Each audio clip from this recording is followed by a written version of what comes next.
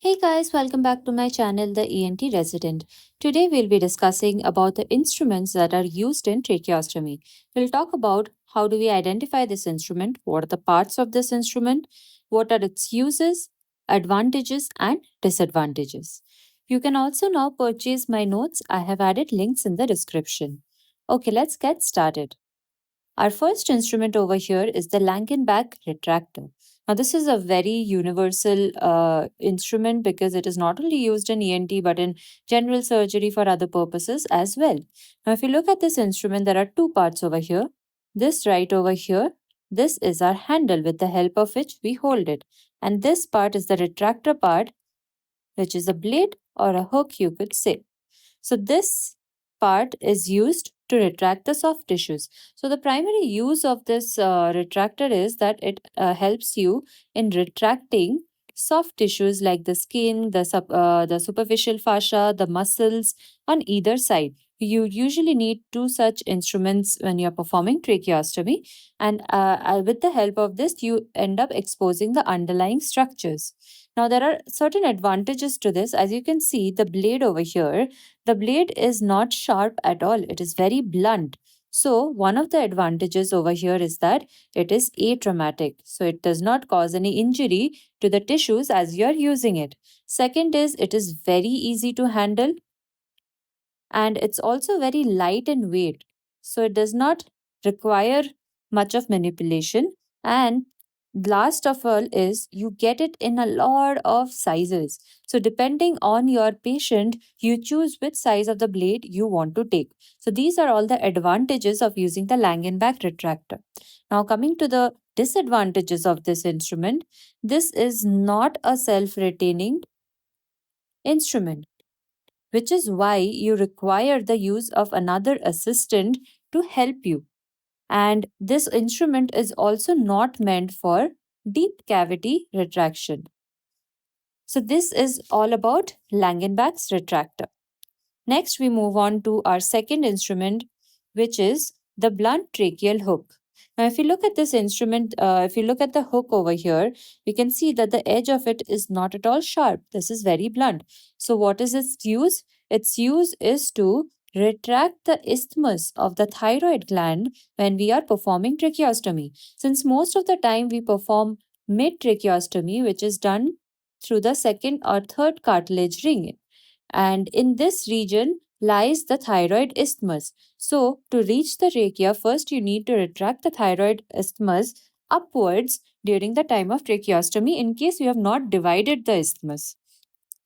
This can also be used in a second purpose while you are retracting the strap muscles when you are trying to do resection during tracheostomy. So these are the two possible uses of this, but the primary use of this is to retract the isthmus of the thyroid gland superiorly during tracheostomy and expose the tracheal rings. Next is a very similar instrument again, but this is a sharp tracheal hook. You can see the edge over here. This is very sharp. This can also be known as cricoid hook. I'll tell you why right now. So the primary use of this is during the time of tracheostomy operation. It helps in fixing the trachea before you give a tracheal incision. Now this sharp edge that we are seeing over here, we pass it through the cricotracheal membrane.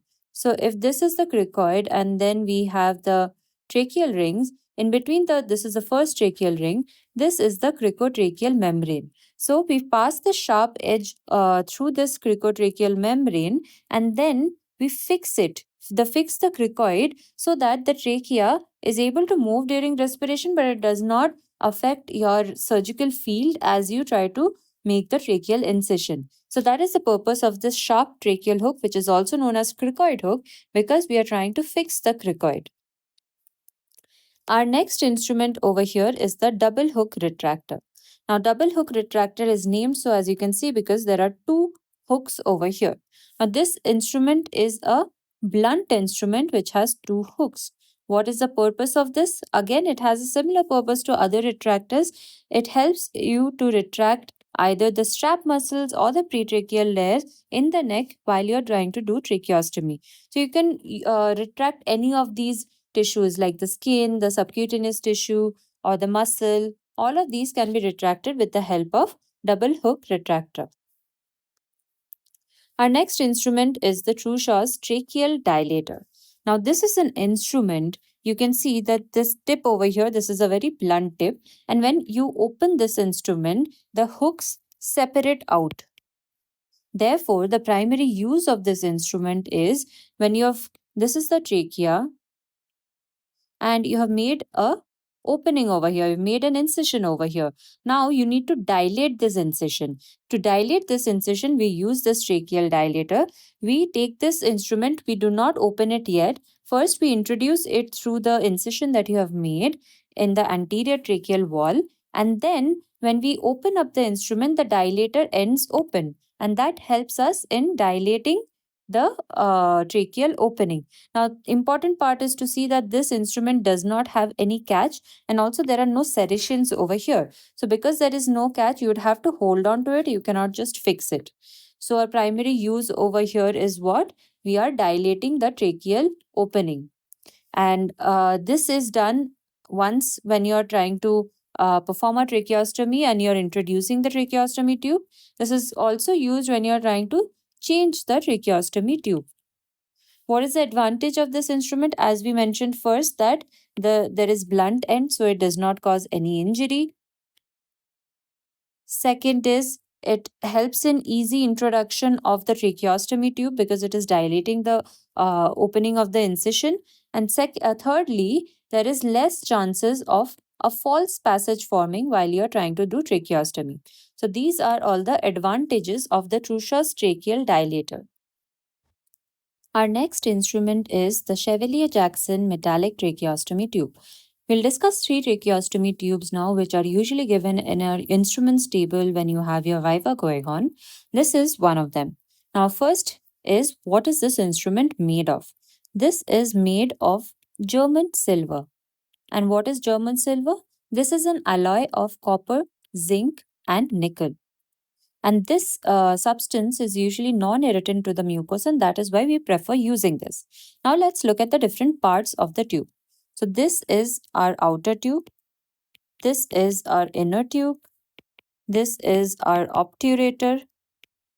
You can see these on two sides. These are the neck flanges. And this here is the lower lock. Now, the outer tube is what fits into the tracheostomy opening once you have made it. The flanges help us in securing the tracheostomy tube around the neck of the patient. The lower lock is there to make sure that the inner tube is fixed to the outer tube and it doesn't come out. And this inner tube that we are seeing, this is usually a little longer than the outer tube, about 2 to 3 mm longer than the outer tube. Why? This is because so as to it prevents the obstruction of outer tube by secretion. So this inner tube has a purpose. The purpose of this inner tube is that it collects all the secretions inside of it. So you can easily remove the inner tube when it gets blocked, clean it, and then put it back again. That is the reason why we have this inner tube. Next is the lower lock that we are seeing. This is the lower lock.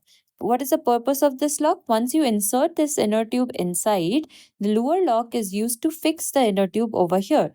This will prevent the tube from coming out and will retain it inside when during the time of excessive coughing. So it will prevent the displacement of the tube outside. Now next is this is the obturator. You can see that the obturator has a very blunt tip. The purpose of this is when we are introducing the tracheostomy tube, we first take away the inner tube out.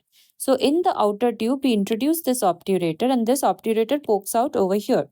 This blunt tip will help in smooth insertion of the tracheostomy tube without causing any damage to the surrounding structures. So you put in the obturator in and along with the outer tube, it put it in the opening and then you take the obturator out and replace it with the inner tube and then you lock it up.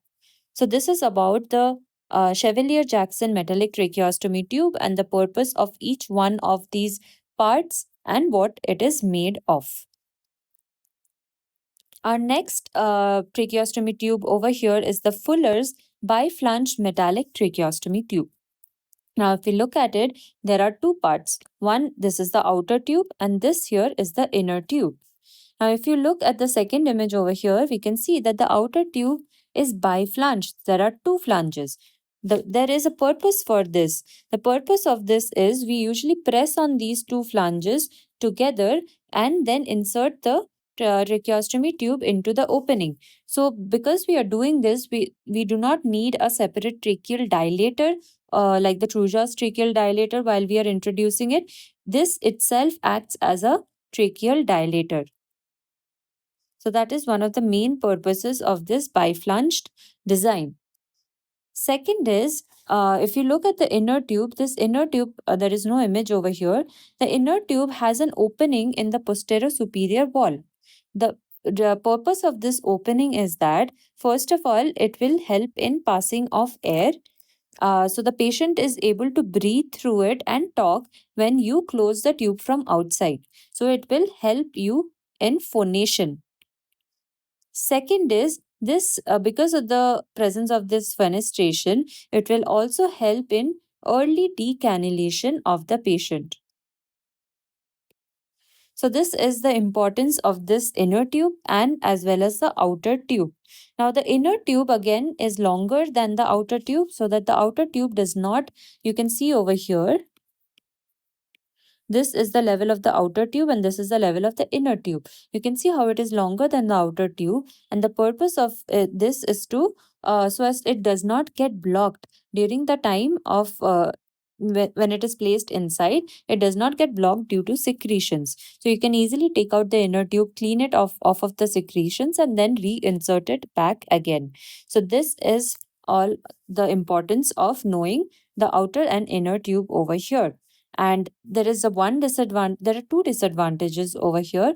One is that this edge that we are seeing, this is a sharper edge, so it may end up causing some irritation to the mucosa. Second is, if these flanges end up breaking down, then in that case that can act as a foreign body. So this is about Fuller's biflanged metallic tracheostomy tube. Now we have learned about two tracheostomy tubes, two metallic tracheostomy tubes here. And so let's look into what are the advantages of using metallic tube over a Portex tube and what are the disadvantages as well. First advantage is that, as you can see, it's very easy to clean this. You can easily take the inner tube out, clean it and put it back. And second advantage is that it can be used for very long-term tracheostomies. When the patient is on a tracheostomy for a very prolonged period of time, metallic tube is the tube of choice. And thirdly, it is also very cheap compared to Portex tube or silicone tubes. So these are the advantages of metallic tubes. Now there are some disadvantages as well. First is, as you can see, there is no cuff in this tube. So if the patient requires mechanical ventilation, you cannot use metallic tubes. Second is, in patients who are taken up for MRI or radiotherapy, also we cannot use metallic tubes because this is a metal. You cannot go into the MRI machine with this. And second is, if you give radiotherapy, it can end up causing the production of some byproducts that may be harmful to the patient. So these are the advantages and the disadvantages of using metallic tracheostomy tubes. Last of all, we have the Portex tracheostomy tube. Now this Portex, this is the name of the company. This is made up of PVC mostly, and as you can see here, there is a blue opaque line. You're not able to see in this image properly. Usually this has a blue radio opaque line.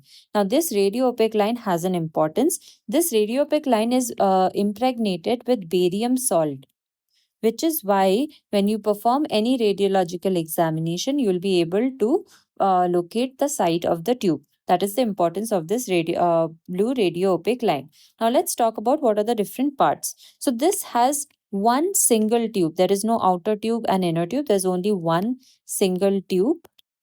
It has these neck flanges. Then this purple thing that you're seeing, this is the obturator.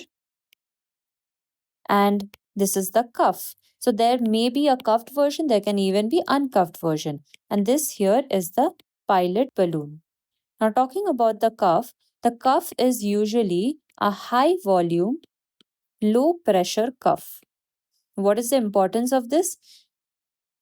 Because the pressure over here is low, so once you inject the air inside the cuff, it distributes evenly and causes low pressure to the surrounding structure, thereby reducing the chances of any tracheal necrosis or pressure necrosis of the trachea.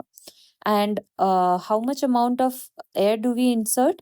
Usually about 5 to 10 mm of air is injected into the pilot balloon to inflate this cuff.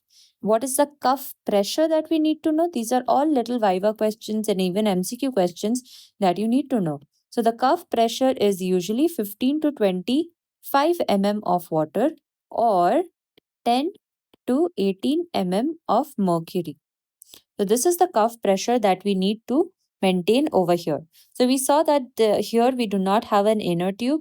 Therefore, when the tube gets blocked because of secretions, you have to replace the whole tube and clean it and introduce, or you just have to replace it with a new one.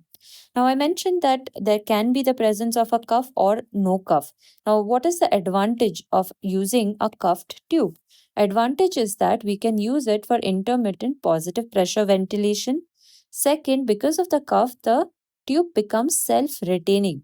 It doesn't easily come out or get displaced out. Third, it helps in preventing aspiration of the patient, especially in patients who are unstable or in a comatose state. These are the advantages of using a cuffed tracheostomy tube. And there's one disadvantage of using this cuff. So, if you use this cuff for a prolonged period of time and you do not do proper deflation and inflation of the cuff every hourly, it can lead to pressure necrosis of the trachea. And that will lead to problems like tracheomalacia or trachea stenosis. So, that is why we should be wary about how we are using the cuff and we should follow the guidelines of using a cuffed tube. So this is about the Portex tube. Let's also know what are the advantages of using Portex and what are the disadvantages. So you saw that metallic tubes cannot be used in radiotherapy as well as MRI. In these cases, we end up using the Portex tubes. So it is MRI compatible as well as radiotherapy compatible. Second is Portex tubes are actually quite cheaply available and it's also not that irritant to the tracheal mucosa. So, your patients who are not able to tolerate metallic tubes, you can give them the Portex tubes. And lastly, we can also give general anesthesia through this Portex tube. And the cuff that we are seeing over here, this cuff will help in preventing the leakage of anesthetic gases. So these are certain advantages of using the Portex tracheostomy tube. And what are some disadvantages? Disadvantage is that it can easily get blocked because we do not have an inner tube over here. So that's why we can only use this for a very short term. We may need to take it out, clean it, and put it back again, or we need to replace the tube more often. So these are certain advantages and disadvantages of Portex tracheostomy tube. Next, let's talk about how do we determine the size of this Portex tube. So we have a formula over here. If the age is less than 6 years, in that case, the inner diameter of the tube in millimeter would be this formula. Age in years divided by 3 plus 3.5. So if the patient say is about 6 years age, in that case 6 by 3 plus 3.5, which will be 5.5 mm. If the patient is more than 6 years, the formula is different, which is age in years by 4 plus 4.5. So if let's say that the year is 8, 8 by 4 plus 4.5. So that will be 4 plus 4.5, which will be 8.5 millimeter. So this is for pediatric cases. In usually an adult male, we use 8 to 8.5 mm tubes, and in adult female, we use 7.5 to 8 mm tubes. So that's how to find out the size of the Portex tracheostomy tube. Lastly, we have some other instruments as well which we use during the time of tracheostomy. I'll just name this instrument so that you know them. This is a BP handle with an 11 number blade. You can see how the blade is sharp and pointed. Next, we use straight and curved artery forceps. This is used during the initial steps of tracheostomy where you need to separate out the tissues. This is a skin hook. This will again be required right after you give incision. You can use the skin hook to separate, to just pull off the skin and dissect the underlying subcutaneous tissue. Next, here we have the Alice tissue forceps, again used during the time of dissection. This is the needle holder which you'll use when you're trying to give sutures at the end of the surgery. If the incision has been longer than required, then you can put skin sutures, and you can also give some stay sutures to put the tracheostomy tube secured. This is the lignocaine jelly which we use when we are before we introduce the tracheostomy tube.